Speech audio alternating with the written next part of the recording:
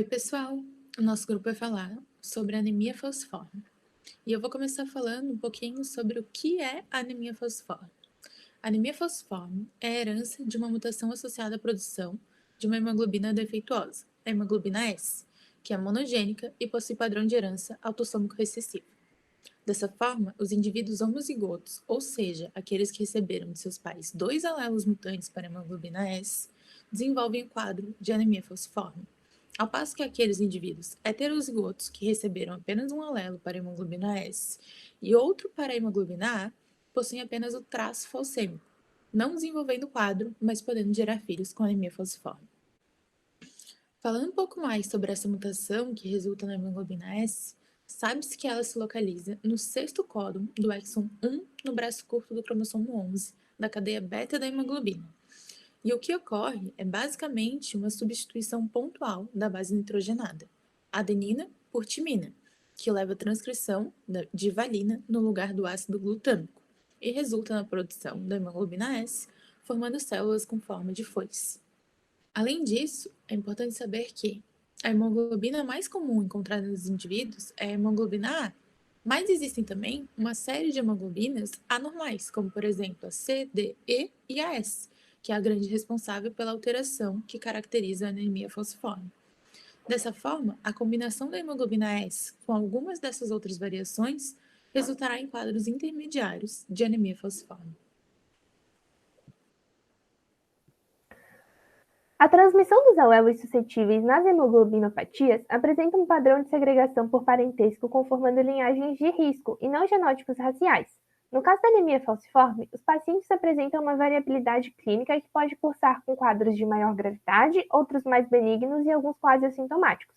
A variabilidade clínica depende tanto de fatores ambientais, por exemplo, o nível socioeconômico, acesso à assistência médica e a prevenção de infecções, quanto de fatores adquiridos, como os níveis de hemoglobina fetal, a concomitância de alfa-talassemia e os haplótipos associados ao gene da hemoglobina S. A combinação desses fatores genéticos no indivíduo está relacionada à ancestralidade, e não apenas uma vinculação específica com a ocorrência de traços fenotípicos associados a uma raça, que nesse caso seria a raça negra. A doença falciforme é uma anemia hemolítica crônica hereditária de elevada prevalência no mundo e no Brasil, estando entre as doenças genéticas mais frequentes em nosso país. Existe a detecção das hemoglobinopatias no Programa Nacional de Triagem Neonatal, realizada por meio do teste do pezinho. Dados da triagem neonatal estimam que no Brasil, a cada ano, nascem cerca de 3 mil crianças com a doença falciforme e 200 mil com o traço falciforme. Observa-se na figura ao lado que é no continente africano que se encontra a maior prevalência da hemoglobina S, principalmente na África subsaariana. Em algumas regiões da África Equatorial, a prevalência do traço falciforme pode ser superior a 30% da população, e a doença falciforme é de 2 a 3% da população. No Brasil, a prevalência da doença é de 0,1 a 0,3%, principalmente na população negra, enquanto que a de traço falciforme é de cerca de 2 a 5%. A porcentagem de mortalidade entre crianças menores de 5 anos com anemia falciforme é de cerca de 25 a 30%, e a maioria das mortes neste grupo é secundária a infecções fatais, sequestro esplênico ou crises aplásticas. Na primeira infância, há a esplenomegalia, que evolui com a asplenia funcional até o 10º ano de vida. Como consequência da asplenia, haverá uma maior suscetibilidade a infecções por organismos encapsulados, contribuindo com essa alta taxa de mortalidade. Acredita-se que a anemia falciforme seja proveniente da seleção natural, pois considera-se que o gene da hemoglobina modificada, chamada de hemoglobina S, gera proteção contra a malária em indivíduos que possuem genes do traço falciforme. Disso decorre que a anemia falciforme pode ser encontrada primariamente naquelas populações cujos ancestrais são provenientes de regiões onde a malária apresenta ou não o padrão endêmico. A pigmentação da pele, a textura do cabelo, a forma dos lábios e do nariz são determinados por traços oligogênicos, que emergiram como adaptações a forças seletivas, tais como a radiação solar e o calor. Mas o principal motivo da herança é a origem geográfica, não a raça. A relevância dada à pele negra e à origem africana, em detrimento das demais cores de pele e áreas geográficas, é significativa porque, ao associar a anemia falciforme a um corpo negro específico, ela reforça tanto vínculos de identidade com uma África ancestral, como a origem de escravos que introduziram a doença no continente americano, quanto marca esse corpo com estereótipos de debilidade e defeitos atribuídos a essa doença. Por exemplo, no Brasil, nos anos 1930 e 1940, a vinculação da anemia falciforme à raça negra foi frequentemente acrescida da visão de que a miscigenação provocava uma epidemiologia singular da doença no país, o que pode configurar também como preconceito. Dessa forma, é possível associar uma incidência diferencial com maior prevalência para descendentes que possuem os seus antepassados provenientes de regiões endêmicas de malária, e não apenas associa-se com a raça negra. Falando agora um pouco sobre as manifestações clínicas, os portadores do traço falciforme, que são os heterozigotos, normalmente são assintomáticos, então eles não apresentam nenhuma normalidade física, inclusive a expectativa de vida deles é semelhante à da população em geral. Eles podem manifestar, no entanto, sinais clínicos sob condições que propiciam o processo de falcização, como nos casos de hipóxia, acidose e desidratação. Em homozigose, o paciente que apresenta anemia falciforme, no seu estado estável, não apresenta manifestações clínicas significativas, podendo ter uma leve anemia e icterícia. No entanto, as crises de falcização podem levar à anemia hemolítica crônica e também a fenômenos vasoclusivos, que levam a crises dolorosas, além de lesão tecidual e orgânica crônica e progressiva. A anemia nesses pacientes se deve à menor sobrevida das hemácias, que resulta em um aumento da bilirrubina indireta, caracterizando a icterícia, além do aumento no número de reticulócitos, que são aquelas hemácias imaturas. Outras consequências da anemia são o retardo do crescimento e da maturação sexual, a sobrecarga cardíaca, que leva à insuficiência cardíaca, e também os cálculos biliares, que se acumulam após vários anos de excreção aumentada das bilirrubinas. A dor, que é um sintoma bastante comum dessa doença, ela é mais frequente nos ossos e nas articulações, mas ela pode atingir qualquer parte do corpo. Além da anemia e da dor, pode-se ter lesões de órgãos, as quais são desencadeadas por infecções e ou por insuficiência funcional. A síndrome torácica aguda é a complicação aguda com maior índice de mortalidade na doença falciforme. Ela é desencadeada por infecções ou por vasoclusões. O paciente ele apresenta uma forte dor torácica, febre, dispneia que pode evoluir para queda da hemoglobina e hipóxia grave. Essa doença ela pode ser visualizada por uma opacificação na radiografia de tórax, como vocês podem ver aqui na imagem da esquerda e a sua progressão no tempo. Além disso, as úlceras de perna, né, são feridas também bastante comuns, elas são bastante dolorosas e se cronificam no tempo, né, tendo uma difícil cicatrização, e elas estão relacionadas com a vaso-oclusão, a hipóxia tecidual e a necrose. Elas estão representadas aqui na imagem do meio. Dentre as lesões de órgãos causadas por insuficiência funcional, o baço ele é um órgão bastante afetado devido ao retardo na sua circulação, o que facilita a falcização das hemácias. A crise de sequestro esplênico é bastante comum e representa uma causa elevada de morte nos 10 primeiros anos de vida. Ela corresponde ao acúmulo súbito de hemácias no baço, causando a esplenomegalia, que é um baço em tamanho aumentado, representado aqui na imagem da direita. A maioria dos pacientes com anemia falciforme desenvolve também asplenia funcional, ou autoesplenectomia, em virtude de repetidos episódios de infartos esplênicos que levam à fibrose e à destruição do baço. Então, o baço ele fica disfuncional. Dentre as complicações neurológicas, o paciente ele pode apresentar acidente vascular cerebral, com complicação que afeta cerca de 25% dos pacientes, uma taxa de recorrência de 50% nos primeiros 3 anos após o AVC. Falando um pouco sobre a estrutura do gene, todos os tipos de hemoglobinas humanas têm uma estrutura tetramérica que consiste em 2 cadeias alfa e 2 cadeias diferentes de alfa.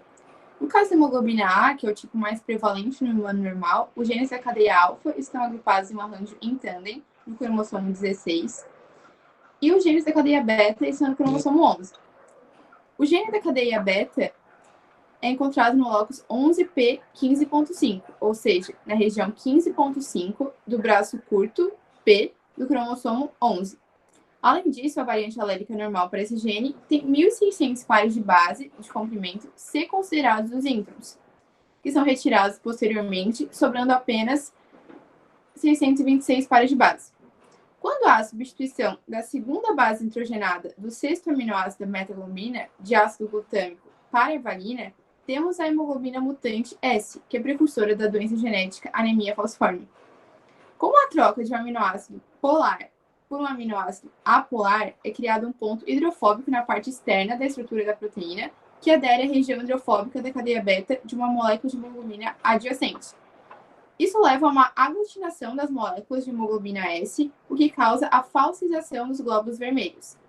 Essa aglutinação ocorre somente depois que eles liberam as moléculas de oxigênio para os tecidos do corpo.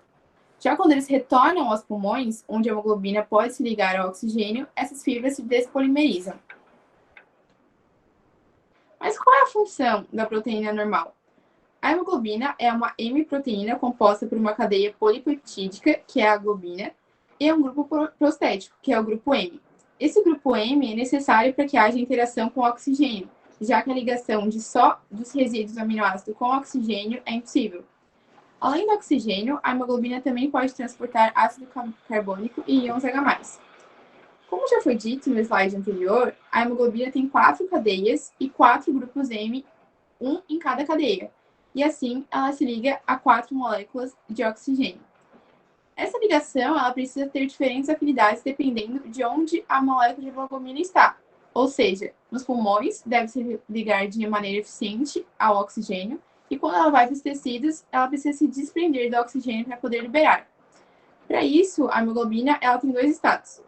O estado T, que é chamado de estado tenso, que é a estrutura da desoxihemoglobina, que possui baixa afinidade ao oxigênio e, por isso, é encontrado nos tecidos periféricos, onde tende a liberá-lo.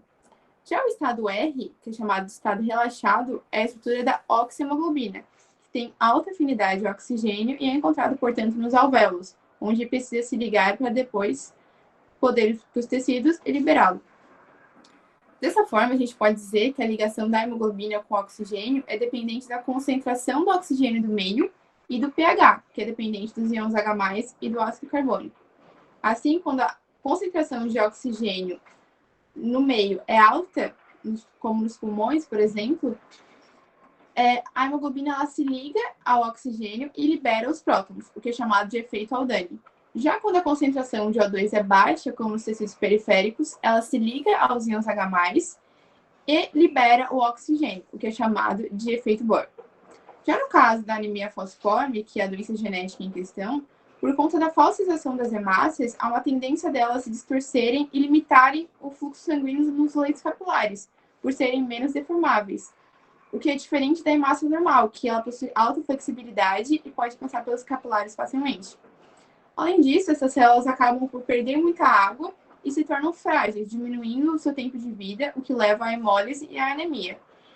Logo, o indivíduo com essa doença tem episódios intermitentes de anemia hemolítica, o que resulta da lise das hemácias, e crises vaso-oclusivas. No caso dos indivíduos heterozigotos, ou seja, com traço falciforme, exceto durante o extremo esforço físico, eles não possuem nenhuma característica diferente dos humanos normais.